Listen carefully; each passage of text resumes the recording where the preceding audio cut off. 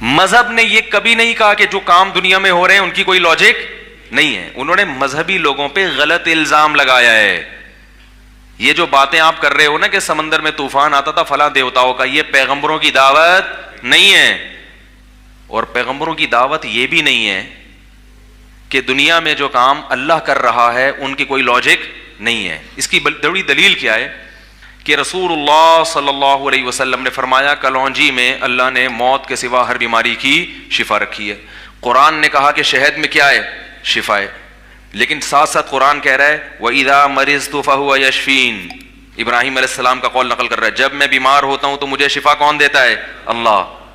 ایک طرف تو آ رہا ہے کہ شہد شفا دیتا ہے, ایک طرف آ رہا ہے کلونجی شفا دیتی ہے, مگر ابراہیم کیا کہہ رہے ہیں, اللہ. تو پتہ چلا کہ اسلام کسی چیز کی لاجک کا انکار نہیں کرتا.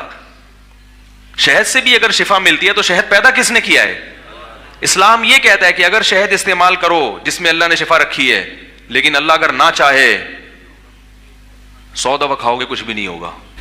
لوگ اشکال کر سکتے ہیں پھر کیوں نہیں ہوتی شفا. بھائی اس لیے یعنی کیوں ایسا کیوں ہوتا ہے کہ شفا کی چیز استعمال کر رہے ہیں اور پھر بھی شفا نہ ہو رہی ہو. ایسا یعنی ہونا تو یہ چاہیے کہ جب اللہ نے کہہ دیا اس میں شفا ہے تو ہر دفعہ شفا ہو. کیا خیال ہے؟ تو یہ تو دنیا میں ایسا کبھی نہیں ہوتا کہ کوئی چیز جو باقاعدہ شفا کے لیے ایجاد کی گئی ہو اور اس سے ہر ایک کو ہر وقت شفا ملے. یہ تو ہوتا ہی نہیں دنیا میں.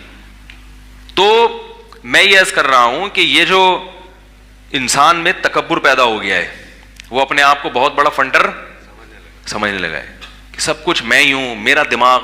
یہ بھی نہیں دیکھتا کہ تو جو ایسے دماغ سے ایسی ایسی باتیں سوچ رہا ہے, یہ دماغ خود سے وجود میں آ گیا. جس دماغ نے یہ گھڑی بنائی تو یہ گھڑی زیادہ پیچیدہ ہے یا دماغ؟ یہ گھڑی خود سے نہیں بن سکتی.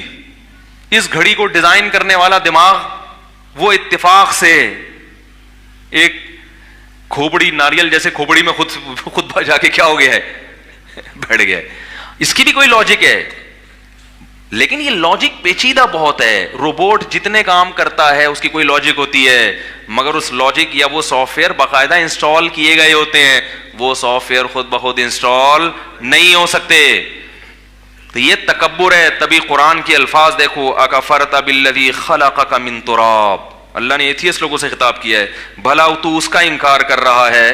اللہ تو کا لفظ استعمال کر رہے ہیں, یعنی اللہ ہر ایتھیسٹ کو الگ الگ خطاب کر رہے ہیں کہ تو اپنے بارے میں دیکھ لینا, تو اتنی کائنات کو چھوڑ. ابھی تو ڈارون کے 1 کروڑ سال پہلے جانے کی ضرورت نہیں ہے, کہاں سے شروع ہوئی کیا ہوا. تو اپنے آپ کو دیکھ.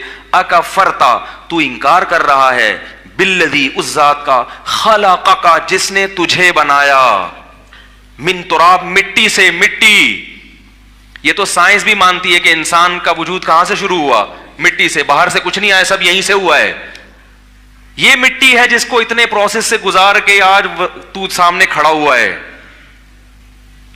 پروسیس سے تو گزارا ہے اللہ نے. یہ بھی لوگ سوال کرتے ہیں کہ پروسیس سے کیوں گزارا, 6 دنوں میں کیوں کائنات کو بنایا, ایک دم سے کیوں نہیں بنا دیا. تو یاد رکھو ہر سوال کا جواب ہمارے پاس ہونا ضروری نہیں ہے. یہ بھی ایک بہت بڑا مسئلہ ہے کہ کسی سوال کا جواب نہیں آئے تو اس کی حقیقت ہی کا انکار کر دو. ایسا تھوڑی ہے. اللہ نے کب کہا کہ تمہیں ہر چیز کا علم میں نے دیا ہے.